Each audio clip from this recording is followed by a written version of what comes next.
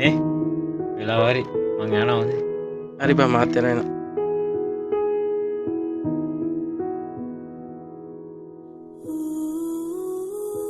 අම්මට සිරි අංකල් නෆිස් මොකද මන් දකින්න නැති.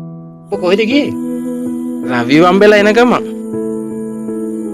රවි? ඔව් ඊයේ දවසේ උගේ වෙඩින් එක නිබා. ඔබ පේන්නවත් හිටියේ නෑ නිබා. රවිගේ වෙඩින් එක.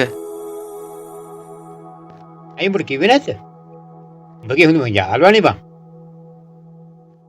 මට කිව්වේ නෑ බං.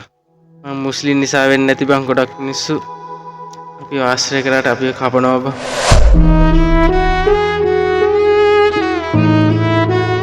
හරි බං. ආගම වෙනයි යාළුකම වෙනයි. හරි වරයම් ඒක බොම්.